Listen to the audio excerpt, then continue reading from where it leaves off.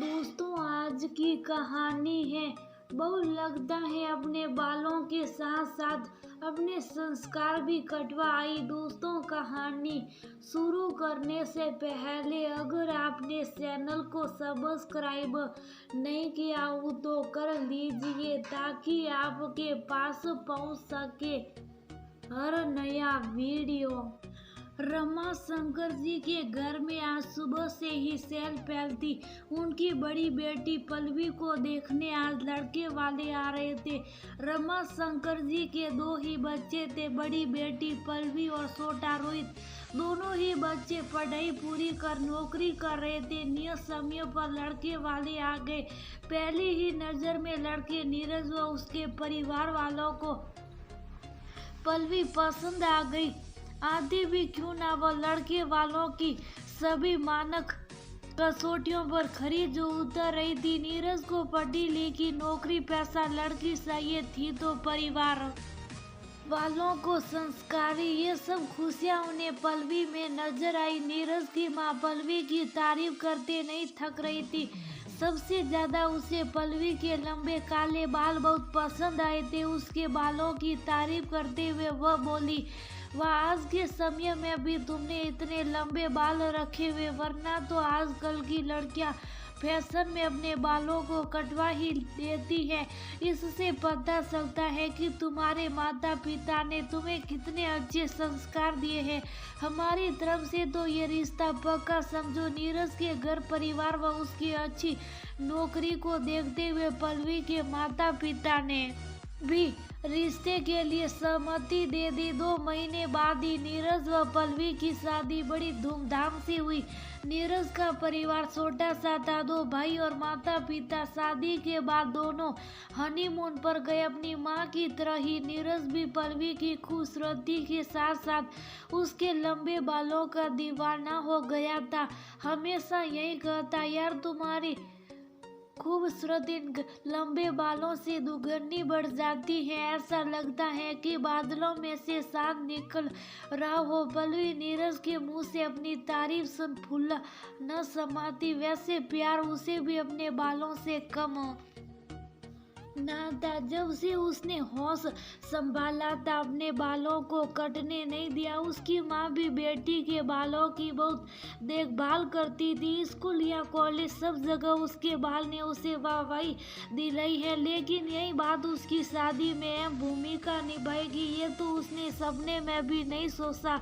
Honeymoon से आने के बाद उसकी सास ने उसे साफ साफ शब्दों में कह दिया था, बहू हमारे यहाँ घूंघट का रिवाज नहीं, लेकिन जब घर पर हो तो बड़ों के सामने सिर पर पल्लू जरूर रखना। पल्लवी ने हाँ में सिर हिला दिया, क्योंकि उसकी माँ ने पहले ही उसे समझा दिया था, बेटा शादी के बाद लड़कियों को ससुराल के नियम कायदे निभाने ही पड़ते हैं। खैर पल्लवी को भी थोड़ी इस बात की तसल्ली थी कि सिर्फ पल्लू के अलावा कोई ज्यादा बड़े नियम कायदे उसकी सासू माँ ने उस पर नहीं लादे थे। संडे के दिन नहाने के बाद उसने अपने बालों को खुला छोड़ दिया था और सिर पर पल्लू रख घर के काम करने लगी। ये देखकर उसकी सासू माँ ने कहा, बहू बालों को खुला क्यों छोड़ा है, इन्हें बांध कर रखा करो। मम्मी जी सिर धोया था इसलिए बाल सूखने के लिए खुला छोड़ दिए। वह ठीक है, लेकिन सबके सामने बालों को खुला रखना अच्छा नहीं लगता।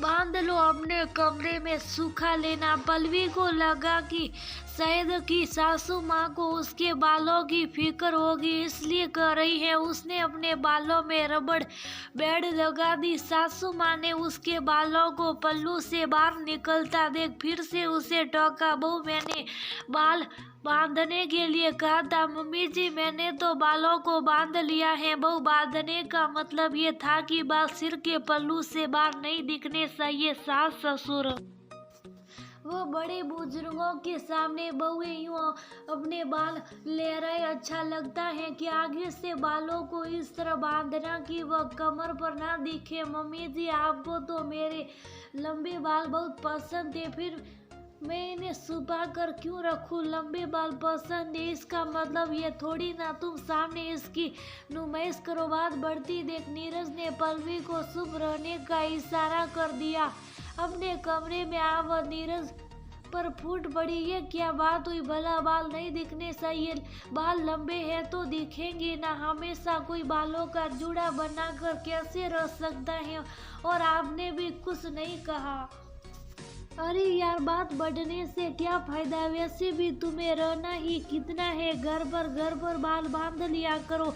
ऑफिस में जैसे तुम्हारा मन करे वैसे बना लेना बालों को। हाँ, मेरे सामने तो तुम इन्हें खोल कर ही रखा करो। तुम्हारी जुल्फों की हंसी साई में डूबे रहना मुझे बहुत पसंद है। नीरज उसे छेड़ते हुए बड़ी अदा से बोला। उसकी बात सुन पल्लवी की हंसी छूट गई। साल बीतते बीतते पल्लवी एक बेटी की मां बन गई। बच्चे के जन्म के बाद उसकी जिम्मेदारी काफी बढ़ गई थी। घर, नौकरी, बेटी की देखभाल के कारण वह अपने बालों पर ध्यान नहीं दे पा रही थी। बेटी के जन्म के बाद उसके बाल टूटने भी काफी लगे थे। सुबह सुबह तो ऑफिस जाने से पहले जैसे ही घर का काम खत्म कर वह तैयार होने लगती, बेटी रोना शुरू कर देती। उसे संभालने में वह बालों को कंघी भी नहीं कर पाती। ऊपर से नीरज चिल्लाना शुरू कर देता, जल्दी करो, तुम्हारे कारण मैं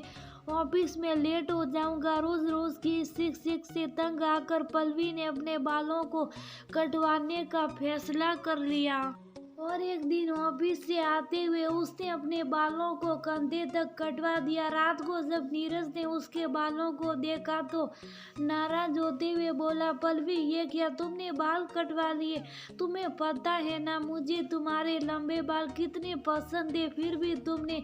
नीरज, मैंने इन्हें कोई अपने शौक के लिए नहीं कटवाया। तुम देख रहे हो जब से रूसी पैदा हुई है काम काफी बढ़ गया है और मैं नहीं संभाल पा रही थी इन्हें। वैसे तुम देख ही रहे हो कि आजकल मैं रोज ऑफिस के लिए लेट हो रही हूँ और मेरे साथ तुम भी। रूसी थोड़ी बड़ी हो जाए, बालों का क्या है, ये तो फिर से बढ़ जाएंगे। अभी रूसी की देखभाल जरूरी है।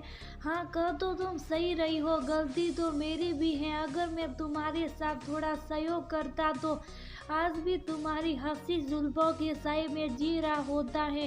वैसे इस हेयर कट में भी तुम गजब ढा रही हो। नीरज हंसते हुए बोला। संडे के दिन पल्लवी और नीरज अपने कमरे में थे। किसी काम से नीरज की मम्मी उनके कमरे में आई तो पल्लवी के कटे बालों को देखकर गुस्सा हो बोली, बहू ये क्या क्या क्या तुमने किससे पूछकर बालों को कटवाया? पल्लवी न वही सब बातें उन्हें भी कही तो जो उसने नीरज से कही थी। सुनकर उसकी सासू माँ बोली, ये क्या बात हुई भला? बच्चे पालने और बाल कटवाने का आपस में क्या मतलब? हमने भी बच्चे पाले, ये सब तुमने अपने फैशन के लिए किया। मम्मी, फैशन की बात कहाँ से आ गई? आपने बच्चे पाले लेकिन आप नौकरी तो नहीं करती थी ना। लगता है बालों के साथ साथ अपने संस्कार भी कटवा आई हो। आज तुम्हारी बदजुबानी ने दिखा दिया कि तुम्हारे माँ बाप ने तुम्हें कैसी शिक्षा दी है। मम्मी जी, इसमें मेरे मम्मी पापा की बात कहाँ से आ गई? 2 साल हो गए मुझे इस घर में आए, पलट कर जवाब नहीं दिया, घर बार की हर जिम्मेदारी को निभाया। उसके बावजूद आप मेरी बात को समझने की बजाय मेरे माँ बाप के संस्कारों पर उंगली उठा रही हो। उन्हीं संस्कार हैं जो मैं आपकी जायज नाजायज बात साफ सुनती हूँ, वरना कौन सुनता है? इतना देख रहा है तू, ये तेरे सामने जुबान चला रही है और तू साफ सुन रहा है।